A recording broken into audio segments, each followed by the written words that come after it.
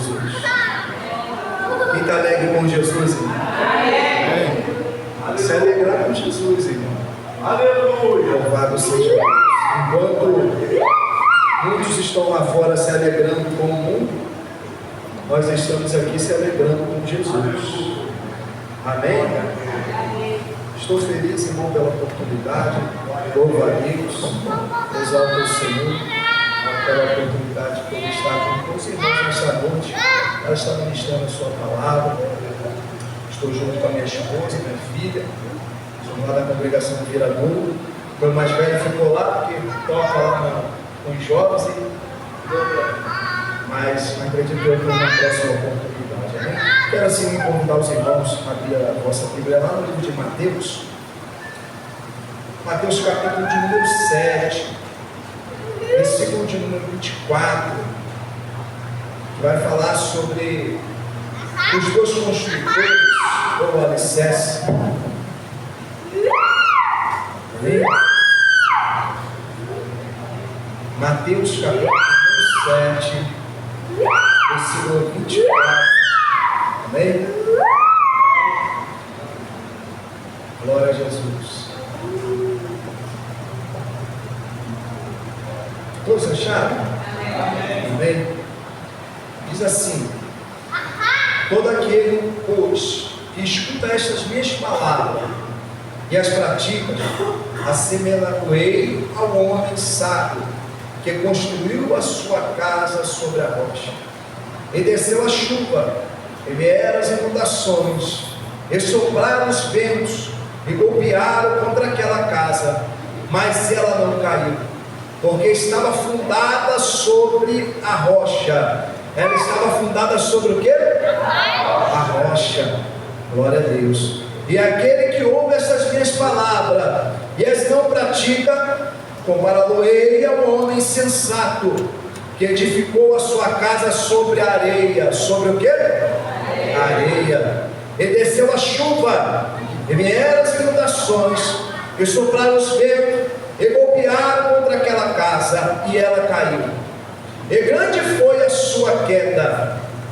E aconteceu que, concluindo Jesus este discurso, as pessoas se admiraram da sua doutrina, pois ele os ensinava como quem tinha autoridade, e não como os escribas. Amém, irmãos? Nós estamos nesta noite, este domingo de adoração ao Senhor, no culto da família. E Deus tem uma palavra para nós nesta noite.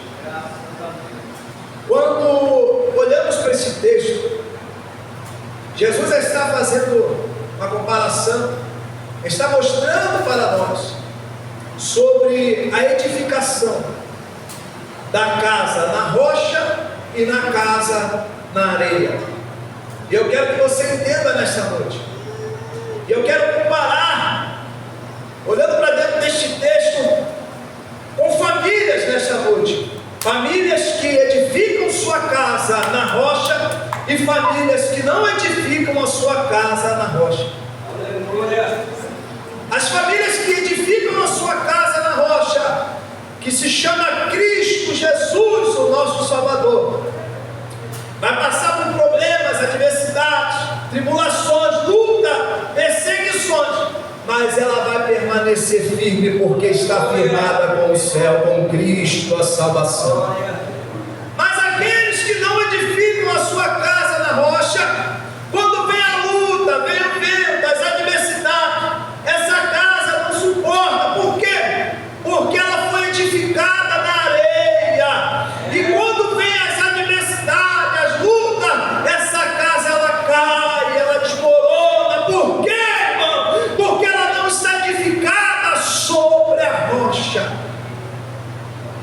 E nesta noite eu quero dizer para você, aonde você tem edificado a sua casa? Aleluia. Quantas pessoas estão edificando casas sobre areia? E quando vem o momento mais difícil, pensa em largar tudo, deixar tudo para trás. Sabe por quê? Porque ainda não está alicerçado em Cristo. Quando o construtor construtor, irmão, quem trabalha com obra, sabe muito bem disso. Ele vai construir uma casa, ele prepara a fundação, ele cava essa parte, porque ele sabe, se ele não construir a fundação, os alicerces, essa casa não vai suportar o peso. Ela corre grandes riscos de rachar e até mesmo desabar. É por isso que começa na profundidade, até achar o quê? O solo firme, até achar rocha. Mas para achar tem que cavar, irmão. Para achar tem que trabalhar. Para achar o solo firme tem que estar à disposição para aquilo. Quantas pessoas estão querendo construir sobre o solo, sem cavar, sobre a areia, e quando vier o peso, a casa não suporta. Levando para o lado espiritual, é assim que acontece, irmão, no meio da família. E a Bíblia vai nos mostrar lá no livro de Reis, segundo livro dos Reis, capítulo de número 4.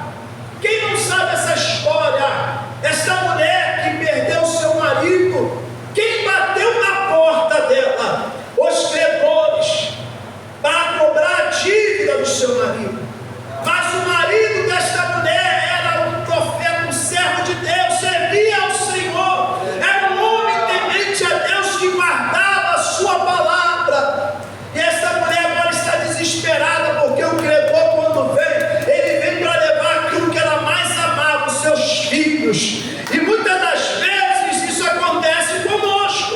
Aquilo que nós mais amamos é aquilo que o inimigo às vezes quer tocar, quer levar, quer fazer você sofrer. Mas quando eu olho para as Escrituras, eu vejo a ação poderosa desse Deus que nós servimos. Como assim, irmão? Essa mulher vai recorrer ao profeta, ela vai dizer: olha, meu marido, teu servo, temia o Senhor. Ele temia o Senhor e agora ele morre. E o profeta vai dizer para ela: o que você tem em casa? A tua serva não tem somente uma botija com um pouco de azeite. Ela declara para ele: olha, eu só tenho uma botija e um pouquinho de azeite na minha casa. E o profeta, ele vai dizer para ela o quê? Vai, pega vasilhas emprestadas, entra no quarto, fecha a porta com seus filhos e tem o azeite. É a provisão de Deus, irmão. Sabe o que é isso? Quando uma família está alicerçada na rocha, Deus não vai deixar ela desamparada. Vai vir um momento difícil, os problemas vão surgir, mas Deus vai enviar o recurso. Esta mulher pode estar olhando algo sobrenatural acontecer. Ela tem o que? Ela tem uma postura de obedecer a palavra de Deus, a palavra que o servo de Deus tinha liberado. Entrar no seu quarto e fechar a porta. Quando ela vai pedir vasilhas emprestadas, isso também me chama a atenção. Sabe por quê? Porque aquela mulher tinha uma boa conduta com a sua vizinhança. Quem não tem boa conduta com a vizinhança não consegue pedir nada emprestado. Mas aquela mulher tinha uma conduta, aleluia, com a sua vizinhança. E ela e seus filhos vão pedir emprestado vasilhas. Aleluia! Você já imaginou? Se não falasse com os vizinhos, se não tivesse uma união, ou seja, uma comunicação com o próximo, se não amasse aquele que estava próximo dela, e eu acredito, irmão, que aquela mulher tinha uma conduta diferenciada, porque os seus filhos vão sair batendo a porta e pedir vasilhas emprestadas. Eu fico imaginando, uma mãe está pedindo a vasilha emprestada: a senhora pode emprestar? E a vizinha dizendo: claro, porque sua mãe é uma serva de Deus. Aleluia! E quando eles pegam a vasilha, eles fecham a porta, eles entram num lugar secreto, num particular com Deus, aonde estava a mãe, os filhos e o Senhor, naquele momento, sobre aquele lugar. Sabe o que é isso? É família edificada na rocha. O azeite, ele vai ser derramado e Deus vai fazer o que? Um milagre, vai transbordar aquelas vasilhas, elas vão se encher. Aquela mulher vai vender o azeite, ainda sobra. O profeta ainda diz: olha, vende, paga o credor e vive do restante do que você recebeu. É providência de Deus, irmão. Sabe por quê? Porque a casa dela não estava edificada na areia. estava edificada na rocha. Eu fico imaginando pastores, homens, servos de Deus, irmãs, servas de Deus, se aquela mulher, o marido dela fosse um mau caráter, se aquela mulher não tivesse uma conduta de uma boa pessoa com a sua vizinhança. O meu marido morreu, e aí chega até o profeta vai dizer: infelizmente não posso fazer nada. Por quê? Porque o seu marido, ele tinha aparência de que servia, mas não servia a Deus, não dava bom testemunho. E aquela mulher de repente ia pedir mais ele emprestado às suas vizinhas, ia fechar a porta e dizer: agora você quer me ajuda? Você não falava nem comigo, passava pela rua, não me cumprimentava, e agora que você perdeu seu marido, precisa de ajuda, me procura. De repente, irmão, eu fico imaginando, se fosse dessa forma, aquela mulher não ia conseguir nada, nenhuma vasilha.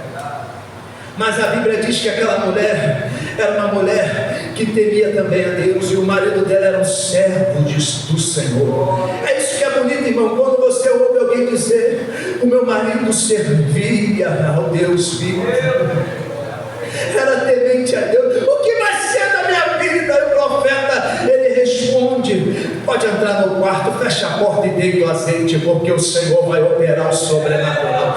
Só quem tem casa edificada na rocha, só quem tem vida com Deus é que vê milagre acontecer. Aleluia! Irmãos, a irmã, o irmão estava cantando aqui, prestei atenção no da harpa, a casa firmada na rocha, firmada estou eu. Aí eu já ligado na mensagem, a irmã daqui a pouco entrou falando sobre Lázaro, família, que eu vou entrar também dentro desta mensagem, porque nós estamos falando de família, e estamos falando de dois tipos, de repente, de família: as famílias que edificam a sua casa em Cristo, as que não edificam a sua casa. A Bíblia também vai nos mostrar que a família de Eli era um sacerdote, e ele governou ali durante 40 anos, e Eli, na sua velhice, perdeu o controle da sua casa, e os seus filhos, Ofni e Finéias, já não estavam respeitando mais o seu pai, se tornaram filhos de Belial, porque deixaram de servir a Deus, estavam se prostituindo, estavam vivendo de qualquer maneira diante da casa de Deus, e Ofni e Finéias estavam brincando com a palavra do Senhor. Quando ele tinha que corrigir, ele perde o controle, já estava com a idade avançada. E isso nos mostra que quando perdemos a direção ou o rumo, ou deixamos de edificar a nossa casa na rocha, quando vier a luta, nós vamos passar pela luta, e a luta vai nos vencer, porque a luta não vence o nosso Deus. A luta nos vence quando deixamos de obedecer a palavra de Deus. E por consequência disso, Ofni e Finéias brincaram demais, e Deus permitiu a arca ser levada pelos filisteus.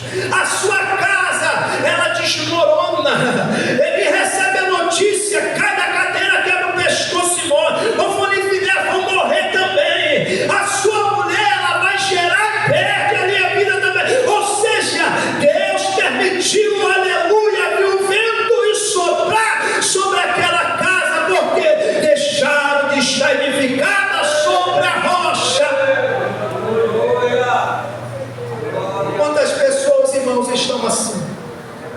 Mas olhando para o texto, quando olho para Josué, Josué vai dizer: eu e minha casa serviremos ao Senhor. Se olharmos para o livro de Josué, após a morte de Moisés, Josué ele tem um compromisso grande em conduzir o povo. Mas lá no capítulo 24, lá no final, Josué está despertando o povo, chamando o povo para um conselho. Ele está dizendo: olha, eu e minha casa serviremos ao Senhor. Deixa os deuses de lado, abandona isso, o que vocês querem? Aí o povo vai dizer: nós queremos servir ao Senhor. Sabe por quê, irmão? Esse Deus é o Deus que ainda abre mar, é o Deus que abre rio, é o Deus que joga muralha por terra, é o Deus que ainda opera milagre, é o Deus do sobrenatural. Quando você está com a sua vida sobre a rocha, e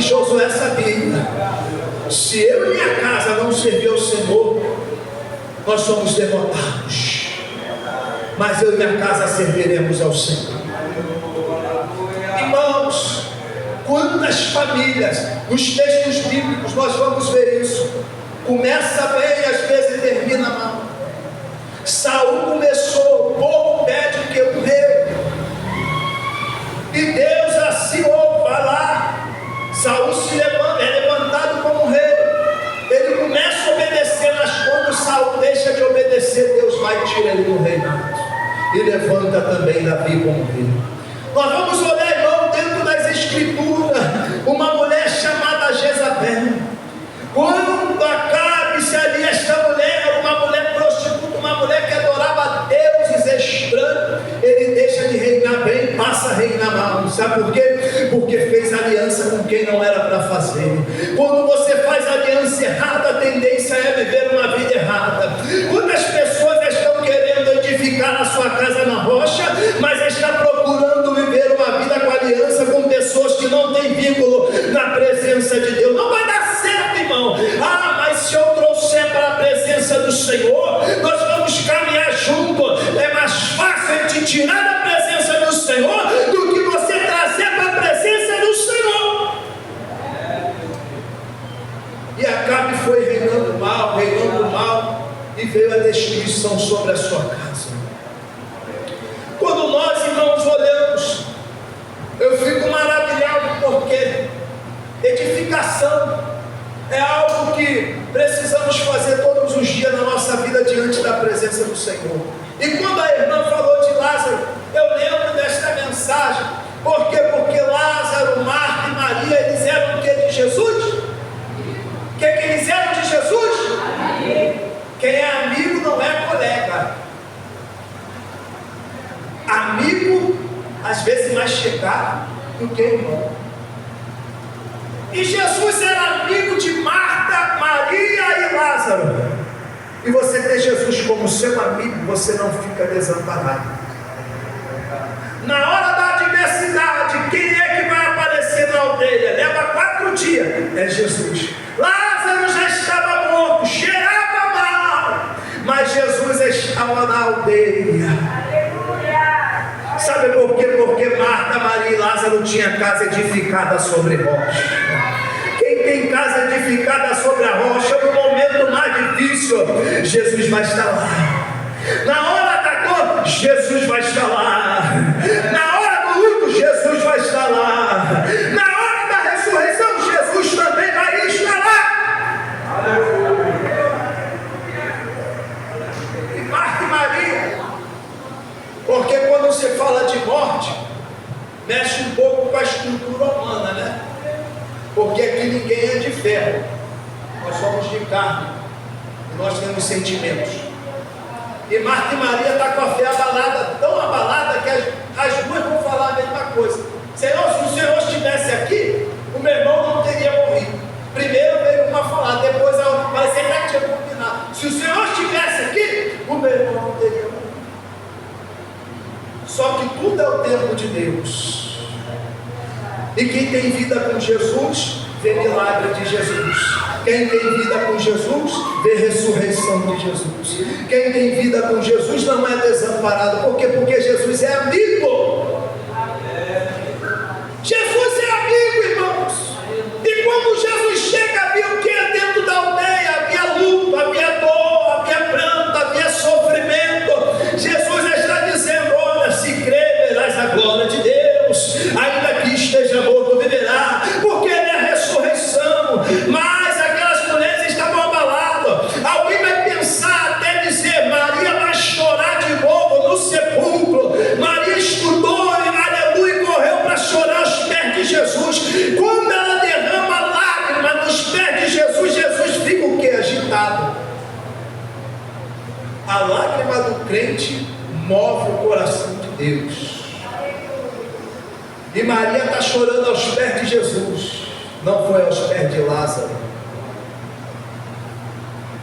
não foi diante do sepulcro, não foi diante do problema, foi diante daquele que resolve o problema. E Jesus vai perguntar: aonde ele está? E aí eles levam Jesus até o lugar onde Lázaro estava. Sabe o que é isso, irmão? É você mostrar para Jesus: Jesus, olha, o problema está ali, isso aí eu não posso resolver, só o Senhor pode. Isso aí é ser amigo, é ter amigo. Quem tem amigo tem intimidade. Quem tem amigo pode conversar com ele. Ter Jesus como amigo te leva a uma intimidade profunda, que somente você e ele de repente sabe os segredos, mas ninguém. Apresenta para ele nessa noite, se você tem uma casa edificada sobre ele, apresenta para ele o seu problema nesta noite, porque ele pode remover essa pedra. Ele pode remover a pedra, mas já cheira mal. Mas se a sua vida está diante dele, ele vai mudar a história. Pode ter 4 dias, Jesus resgata. Pode estar lá nas drogas, Jesus salva. Pode estar lá no mundo da bebida, Jesus resgata. Pode estar perdido, Jesus salva. Quantas Marias e Martas chorando, irmão, vivendo luto, porque alguém está lá fora, dentro de um sepulcro. Mas Jesus é aquele que salva e liberta. Irmãos, quando nós olhamos para as Escrituras, nós vamos no Novo Testamento, no Antigo Testamento, falar de família. Por que estamos falando de família? Nesta noite, o culto da família. E de 2 tipos de família e consequências que vêm sobre essas famílias. Aí eu me lembro, meus irmãos, de Acã. Acã, ele vai pegar o que não era para pegar. Coloca embaixo da sua, ele esconde dentro da sua tenda, esconde os utensílios que Deus tinha dado ordem para não pegar. E por ele não obedecer a ordem de Deus, veio a consequência sobre a sua casa. Vai morrer a sua família, seus filhos e Acã por causa do pecado. Quantas pessoas estão morrendo por causa do pecado? Quantas pessoas estão morrendo por causa da consequência do pecado? Porque pega o que não é para pegar, faz o que não é para fazer e leva a maldição para dentro de casa. E muitas das vezes essa maldição destrói toda a sua casa. Mas nós louvamos o Senhor que Jesus também veio para salvar a sua casa. De repente você está embaixo de maldição, mas nesta noite Jesus quer transformar ela em bênção. Jesus quer mudar a história.